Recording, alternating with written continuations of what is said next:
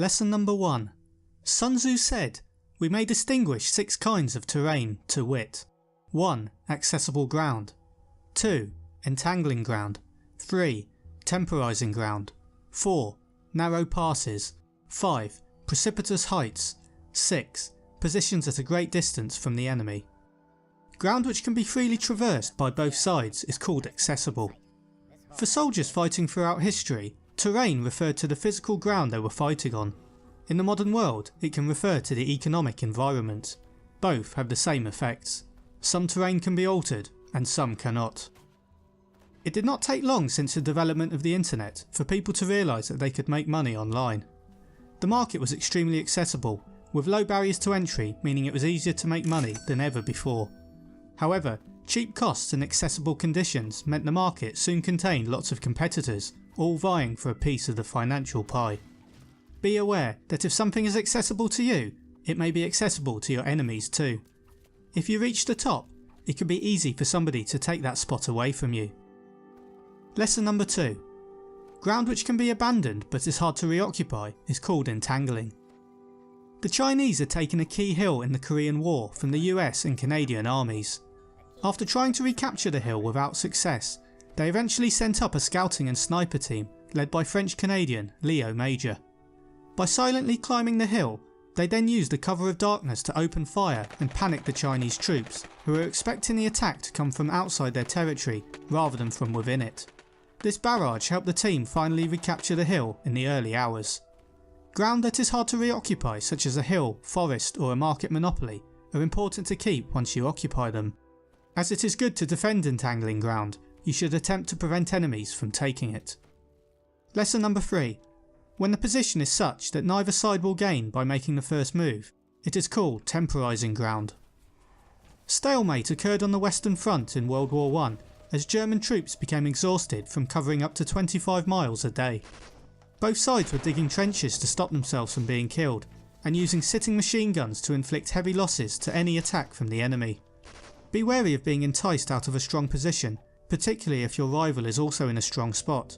If going forward could lead to disadvantage, look to go in a different direction. Lesson number 4.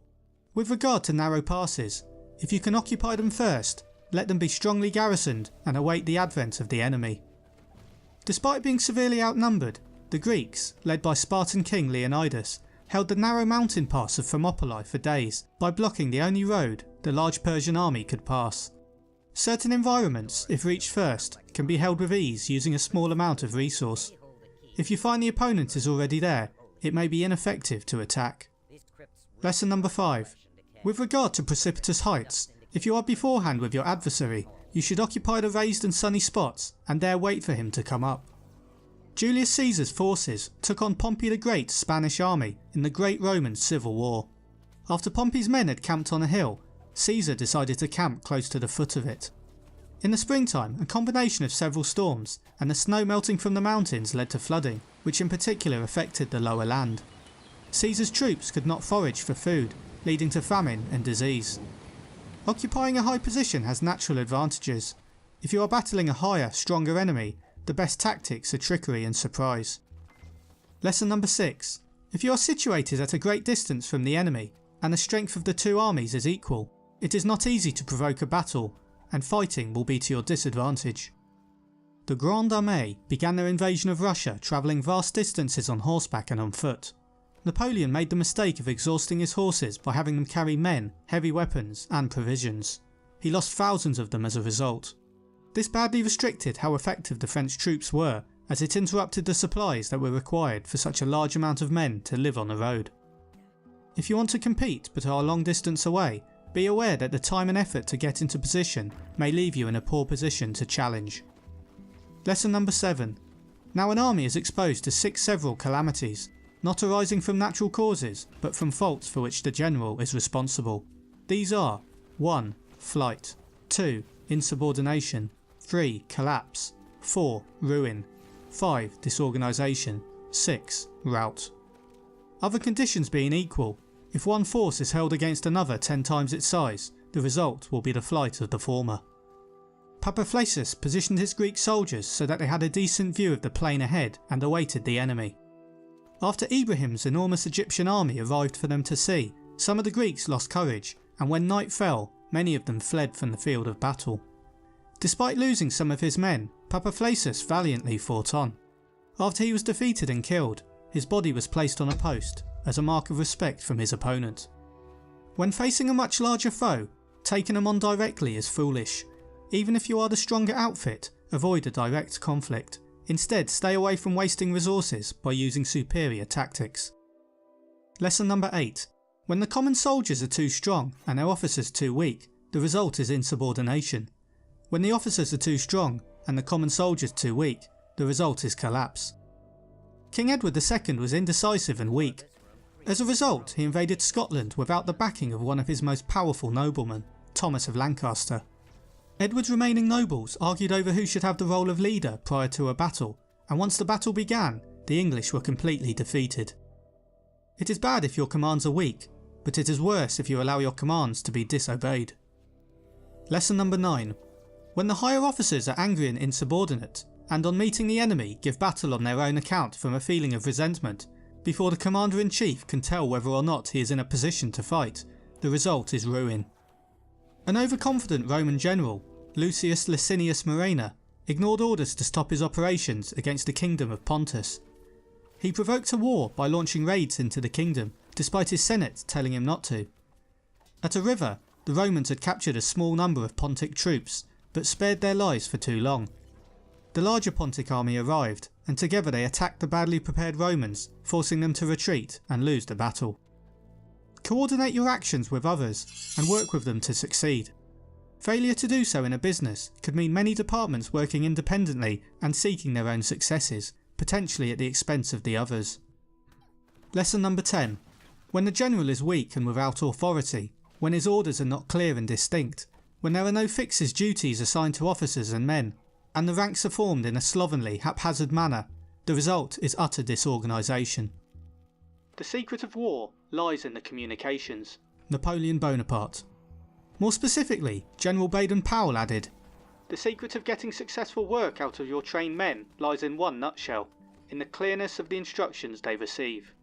The higher an officer is in the army, the stronger and clearer his commands must be. A failure in communication at any point causes problems to all subordinate officers. Always be aware of the intent of the leader. This is vital, as if you cannot communicate, you will still know the ultimate goal, and can use your own initiative to achieve it. Lesson number 11.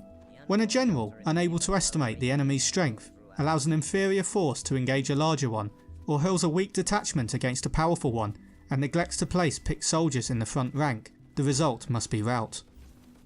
Publius Quintilius Varus led his Roman legions into a forest without sending any appropriate scouts ahead of him. His arrogance caused him to ignore warnings from other noblemen about his opponent's trickery, and he didn't even listen to direct threats from his enemy. The tribes under Arminius ambushed the Romans in the forest.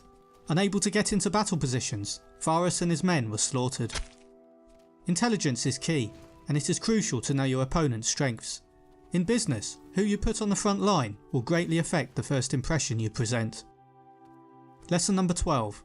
If fighting is sure to result in victory, then you must fight, even though the ruler forbid it. If fighting will not result in victory, then you must not fight, even at the ruler's bidding. Prince Frederick Charles criticised the Major for messing up a situation. "But I was following an order. Aren't orders from a superior officer to be treated as if they were issued by the king himself?" said the Major. The Prince replied, "His Majesty made you a Major because he believed you would know when not to obey his orders." German officers were taught that they were personally responsible for results, not for following orders. If the orders led to a mistake, following them is not a valid excuse. If an officer was aware of a problem, it was their personal responsibility to do something about it and take decisive action. Erwin Rommel ignored many orders from Berlin when he served in the Second World War. He ignored them on the grounds that he better appreciated the situation than his superiors, as he had more experience and served in the previous World War. He got away with it because he delivered victories. Hitler was said to be thrilled at his initiative. It is important you obey leaders, but when a choice has to be made in the heat of the moment, do what is right to achieve the overall victory. Allow those below you to do this too, and ensure they are trained to make these decisions correctly. Lesson number 13. The general who advances without coveting fame and retreats without fearing disgrace, whose only thought is to protect his country and do good service for his sovereign, is the jewel of the kingdom. To deal with a French invasion, Russian leaders implemented tactics of strategically retreating to avoid a major battle with a large force that they would probably lose. This drew the French into a long drawn-out affair they hadn't prepared for. The large French army slowly diminished in size due to a lack of supplies, and most of the men had perished by the time they got to Moscow. Retreating is not often seen as a positive approach. As the Duke of Wellington once said, "The hardest thing of all for a soldier is to retreat." However, the ability to extract yourself from a desperate situation is crucial, as it will allow you to fight another day. Lesson number 14. Regard your soldiers as your children, and they will follow you into the deepest valleys. Look upon them as your own beloved sons, and they will stand by you, even unto death. Napoleon Bonaparte understood that an army would fight better if they knew that they would be taken care of when they became injured. In an attempt to better motivate his troops, he moved his medical personnel as close to the battlefield as possible, so that injured soldiers received immediate medical treatment. Napoleon believed that because of this, his soldiers would be more inspired to fight with a fierce effort, safe in the knowledge they'd be looked after if they were wounded. Build a bond with people by actively caring for them if you want them to trust and follow you. Lesson number 15. The experienced soldier, once in motion, is never bewildered. Once he has broken camp, he is never at a loss. To carry out the fighting techniques that the Romans developed, new recruits to the army were required to be disciplined and very fit. They were sent to the front line in battle, with more experienced soldiers behind them. This would increase the new recruits' confidence, knowing they had battle-hardened troops behind them, but it also stopped them from deserting the battlefield if they lost courage. Most importantly, the Romans valued their experienced soldiers, and those at the front were more likely to be killed. Value your experience, as it is an important asset. If you lack experience, use innovation to compensate for this limitation. Lesson number 16. If you know the enemy and know yourself, your victory will not stand in doubt. If you know heaven and know earth, you may make your victory complete. As previously mentioned, a reason the Roman massacre in the Teutoburg forest occurred was because of a severe lack of knowledge and an ignorance of the enemy. Varus didn't take into account his army was excellent at fighting in formation using open spaces, and he also ignored the fact that Arminius' tribes excelled at ambushes in the forest terrain. The end result was possibly the greatest disaster in the history of the Roman military. Know yourself, know your opponent, and know your environment. All these factors should be considered and will assist you with your decisions of which tactics should be used to determine victory.